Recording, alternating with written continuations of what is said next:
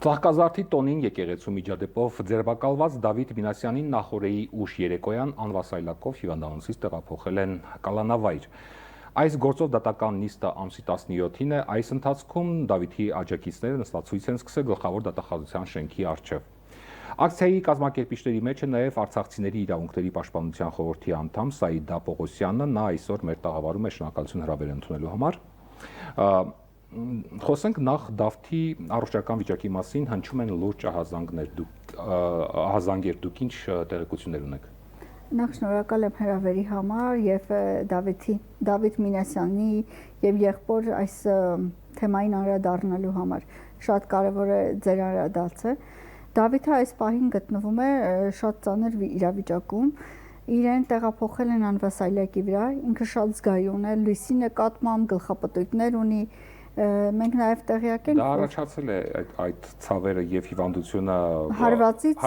այո, հարվածից է առաջացել։ Դավիթը իհարկե 4 տարեկանից ունի ուղեկցող հիվանդություններ, բայց այս պահին բոլոր խնդիրները առաջացել են թիկնապահի շատ ուժեղ հարվածից հետո։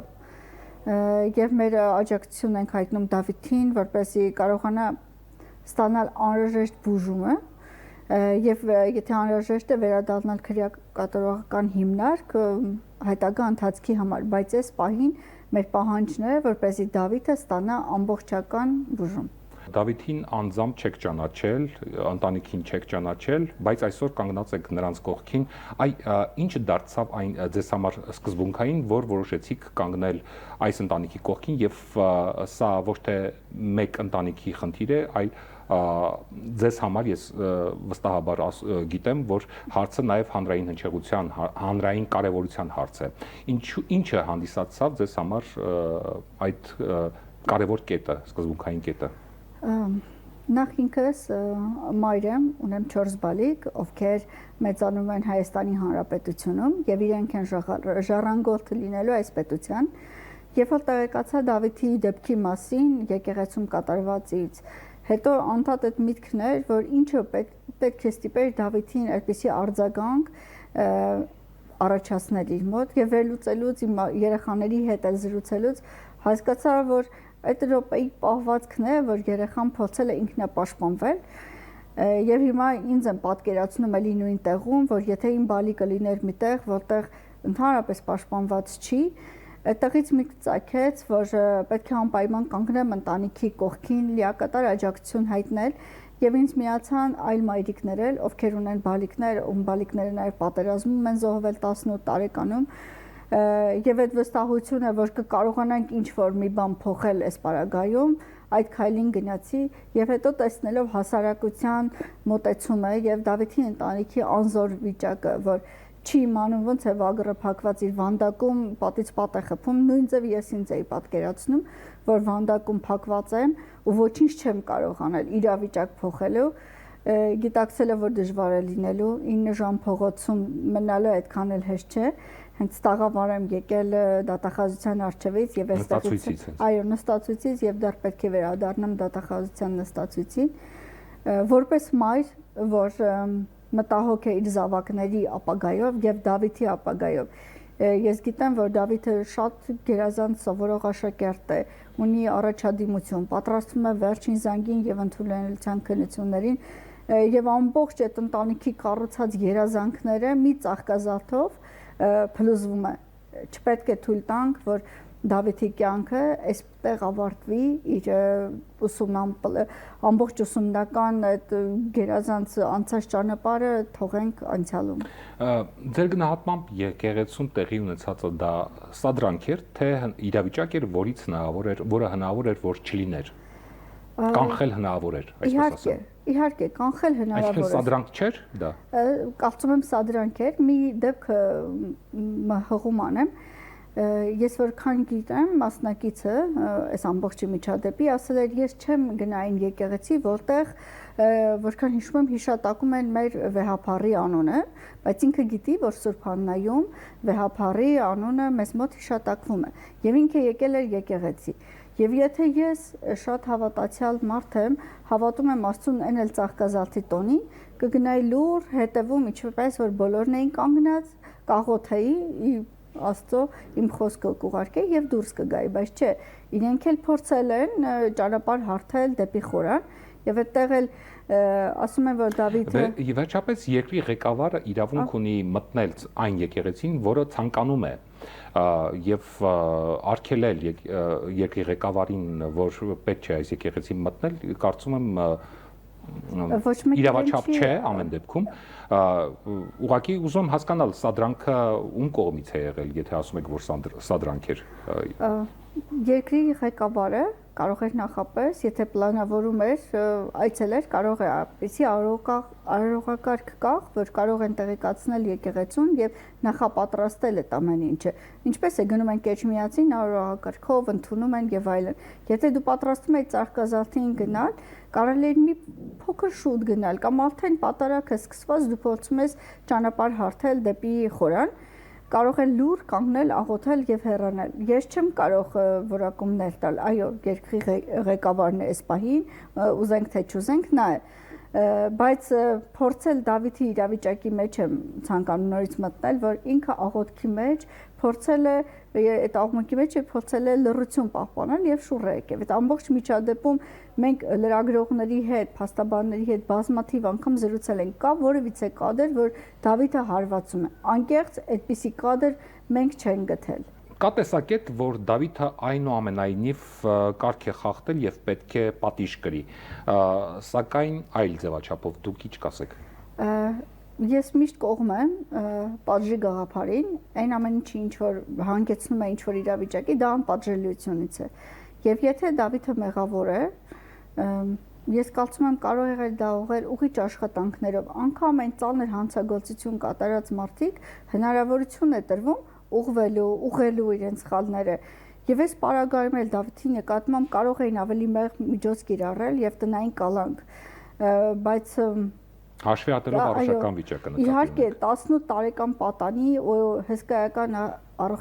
առողջական խնդիրներով կարելի էր ավելի ընդառաջ գնալ եւ փորձել ընտանիքին եւ փաստաբանական խմբի այդքան փաստարկներին հիմնվելով հնարավոր են ինչ որ բան փոխել, բայց ես կարծում եմ այս պայդրությամբ իրենք չեն ցանկանում եւ չեն էլ անելու։ Մենք 3 ամբողջ օրը դատախազության առջև ենք եւ առավոտյան մոտավոր գիտենք, որ Դավիթին պատրաստվում են տեղափոխել, սպասել են մինչեւ այն ժամը, երբ որ լրացել է ժամը 8-ը, մենք գնացել ենք տուն դատախազության առջևից, նոր իրենք Դավիթին հիվանդանոցից տեղափոխել են։ Ինձ մի Ուր են տեղափոխել։ Իհարկե պետքա տեղափոխեին Աբովյանի քրեակատորողական, բայց տեղափոխել են Արմավիրի, այո։ Եվ այստեղ ինձ մի հետաքրքիր բան էլ կար, որ շատ հետաքրքրում է։ Ոնց է ստացվել, որ Նաիրի բժշկական կենտրոնը ասում են, որ հենց իրենք են դուրս գրել երեխային հիվանդանոցից։ Դա անհամատեղելի առողջական է ծանր վիճակով եւ հիվանդանոցը դուրս է գրում։ Անվասայլակով։ Անվասայլակով, այո։ Միգուցե ակնկալիքն է եղել, որ դատական համակարգը կամ դատախազը թույլ կտա տնային կալանքին, բայց այս պայդրությամբ ոչ մի առաջընթաց չկա։ Դուք կոնկրետ պահանջներ եք ներկայացնում դատախազությանը եւ ինչ եք ուզում։ Նախ ցանկանում ենք, պահանջում ենք եւ ցանկանում ենք, առաջարկում ենք, որ Դավիթը փոխվի նախապանման միջոցը։ Տանը հնարավորություն ունենա անցկացնել իր 2 ամիսը մինչև այդ դատային։ Դավիթը ոչ մի դեպքում չի կարող խոչընդոտել այդ ամբողջ աշխատանքին։ Դուք գիտեք, իրենց տանը խոզարկության ընթացքում ոչինչ չի հայտնաբերվել։ Եվ ես որքան 3 քննիչ է հեռացվել տվյալ գործից։ Այսինքն մարդիկ եթե մյուս գործերով հնարավորություն է խղճի դեմ ինչ որ գնալ, այս դեպքում 3 քննիչը քիչ չի։ Ինչպես է գնահատում հանրության ներգրավվածությունը ձեր պայքարին, բավարար է արդյոք։ Առաջի օրը շատ բարդ էր, քանի որ ինչ որ մի բան սկսելուց միշտ գիտենք, որ մենակ սկսելը, երբ որ դու ոչինչ չունես թիկունքում, դժվար է։ Բայց ես հավատալով, որ Դավիթի մասին շատերն են մտահոգ եւ փորձում են ինչ որ մի բան անել, այս քայլին գնալով, այսօր արդեն երկրորդ օրն է, բավականին մեծ է աջակցությունը։ Այսօր ավելի շատ եմ զգում մարդկանց հոսքը, մտահոգությունը, զանգերը եւ այն, որ Դավիթը մենակ չի, բոլորի վերջին խոսքն է, դա ավելի ոգևորիչ է, որը փոխանցում ենք նաեւ ընտանիքին։ 2 օրվա հետ կապված շատ դրական է, շատ եմ դրական համարում, եթե այսպես շարունակվի, մենք կարողանանք արդյունքի հասնել, մանավանդ որ մենք այսպիսի նախադեպ ունեցել ենք, հուսով եմ սա կլինի երկրորդ նախադեպը։ Ձեր ակցիան իրականում իրապաշտպան ակցիա է, թե նաև քաղաքական ուղերձներ ունեք։ Ոչ, դուք գիտեք, որ Դավիթի ընտանիքը քաղաքական բոլոր բաները մերժել է, եւ սա իրավական ի աջակցություն Դավիթի ընտանիքին եւ ավելին ասեմ Մինասյան եղբայրներին, այնպես չի որ մյուս եղբայրը որ տանն է, ինքը հոգեպես ավելի լավ վիճակում է։ Ոչ, ես որքան տեղեկացա, երեք նաեւ մյուս եղբայրներ այցելել բժշկի եւ մայրը ընտանիքը ապրում է էլեկտրական հոսանքի ոնց է դանդաղ էլեկտրական հոսանքով որ ահա հիվանդանոցից Դավիթի մասին մի բան կասեն միգուցե մի բան փոխվի եւ այս հասարակության նաև մոտեցումն է իրենց մոտ խնդիր առաջացնում մայրիկը շատ մտահոգ է եւ ասում է հանկարծ երեխաների համար խնդիրներ չստեղծենք ավելորդ այդ պատճառով մենք այս ամեն ինչը լրությունը նաև դրանով է պայմանավորված ծնողների այո մայրիկը շատ մտահոգ է եւ հայրը գիտակցում են որ առանց հասարակության անմիջական աջակցության հնարավոր չի ինչ-որ մի բան փոխել բայց նաև վախենում են իրենց զավակի համար։ Դուք ինչ եք ակնկալում ապրիլի 17-ի դատական նիստից։ Ապրիլի 17-ին ակնկալում եմ Դավիթի կալանքի փոփոխությունը։ Շատ մեծ ակնկալիքներ ունեմ եւ մենք ամբողջ թիմով, որ արդեն ձևավորվել է հենց դատախազության առջև ինքնաբուխ պատրաստակամություն են հայտնել կանգնել Դավիթի ընտանիքի կողքին։ Այսօր նույնիսկ առաջարկ է ստացվել ստեղծել խորհուրդ, որտեղ կներգրավեն իրավաբաններ, նաև միջազգային իրավունքի մասնագետներ եւ այս խնդիրը դուրս գա նաև Հայաստանից, քանի որ մենք գործ ունենք աշակերտ քաղբանտարկյալի հետ։ Այսօր Մենուա Սողոմոնյանը շատ հետաքրքիր ակնարկ արեց, որ ունենք բժիշկներ, քաղբանտարկյալներ, հոգեվորականներ եւ այսօր արդեն աշակերտ քաղբանտարկյալ։ Եթե դատանը չփոխի խափանման միջոցը, ինչ եք պատրաստվում անել, ո՞րն է լինելու ձեր հաջորդ քայլը։ Հաջորդ քայլի մասին շատ երկար ենք մտածել, իրականում շատ բարդ է, իհարկե դատախազության առջև կդադարենք ակցիան իրականացնել, կտեղափոխենք ավելի իրավական հարթակ եւ դուրս կհանենք խնդիրը միջազգային հարթակ, որովհետեւ այստեղ մենք նաեւ գործ ունենք աշակերտի հետ, դպրոցականի հետ, ով այստեղ խախտվել է 4 իրավական տեսանկյունից 4 իրավունքներն է խախտվել Դավիթի։ Նախ Դավիթը չի ստանում լիակատար բուժումը, խախտվել է կրթության իրավունքը, ազատության իրավունքը եւ ընդհանրապես գործ ունենք 18 տարեկան աշակերտի հետ, ով ես ինձ անկեղծ չեմ պատկերացնում, եթե ես լինեի Դավիթի տեղում, ինչ կլիներ ինձ հետ, բայց ասեմ բավականին եւի ինքնատիրապետում է ունեցել Դավիթի այդ պահին, որ չգիտեմ այդ իրավիճակում ոնց է կողմնորոշվել, բայց ողջունում եմ, որ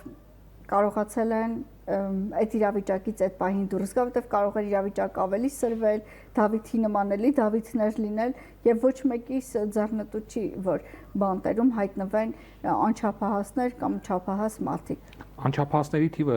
իրականում անցած տարվա վիճակագրական տվյալներով ավելացել է Հայաստանում եւ անչափահասների եւ կանանց թիվը։ Այնպես որ դա մեր իրականությունն է եւ Դավիթը բացառիկ չէ։ Հանրության կարծիքը այս ինչպես արդեն նշեցինք, այս հարցում միանշանակ չէ եւ կա տեսակետ, որ օրենքը պետք է հավասարապես կիրառվի բոլորի նկատմամբ։ Դուք ինչ կպատասխանեք այդ քննադատությանը։ Եթե ապացուցվի, որ Դավիթը մեղավոր է, իհարկե Դուք չեք ընդունում, որ կարգ է խախտվել։ Կարգը անկեղծ ասեմ, այդքան էլ չեմ ընդունում, որ Դավիթը կարգ է խախտել։ Այն պահին, որ Դավիթը շուռ է գալիս եւ տեսնում է վարչապետին,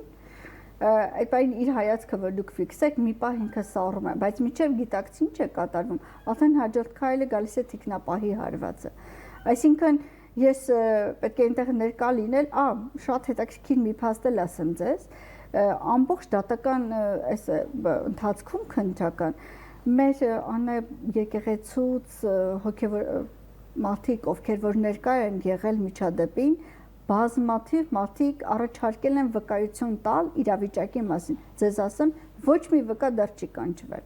Այսինքն ինչ է վկայում, որ եթե այնտեղ լիներ իսկապես հանցանք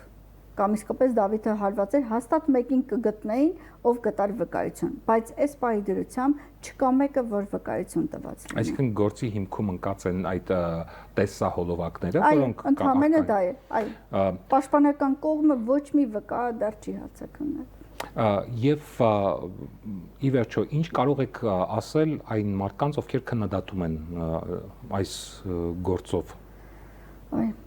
Ես կասեմ, որ բոլորս ունենք բալիկներ, երեխաներ, ովքեր կանգնած են այս ծանր տարիքի եւ 18 տարեկանը դուք գիտեք ամենավտանգավոր տարիքներից մեկն է։ Չես իմանում վաղը քեզ հետ ինչ կարող է պատահել։ Շատ դեպքեր է լինում, որ տեսնում ենք, ասում ենք, ինչ կրթված, խելացի եւ այլն ընտանիք է, բայց հանցագործություն է գործում։ Ես ուղղակի ուզում եմ մեծ ծնողներին ասել, որ մի պահ պատկերացրեք Դավիթի եւ ձեր տեղ պատկերացրեք ձեզ ինչպես կալձագանքեիք, եթե ձեր երեխան լինի։ Դուք նախորդ օրը տեսաք, որ մենք ամեն ճանապարհային վթարներ է տեղի ունենում եւ մեր երեխաները վնասվում են։ Այս պահին ֆիզիկապես եւ Դավիթը եւ ֆիզիկապես է վնաս հասցվել Դավիթին եւ հոգեպես։ Այո, եւ բարոյապես։ Այստեղ նաեւ է որ մեր հասարակությունը մեղադրում է, ասում է, տեսեք, մեր վարչապետին է այսպես արել, բայց վարչապետն էլ իրեն պահեր, վարչապետին պահեր։ Միգուցե մենք շատ ենք Դավիթի տեսանկյունից նայում, բայց ես գիտեմ այլ երկրներում այլ հոգևորականներ, այլ պաշտոնյաներ, որ եկել են լուր, կանգնել են եկեղեցի ամենավերջում կանգնել, աղոթել եւ լուր հեռացել են։ Եվ ես հույս ունեմ վարչապետը, որ այդքան հոգևորական մեծ բան է ակնկալում իր հասարակությունից, որ սկսել է աղոթել, սաղմոս կարդալ,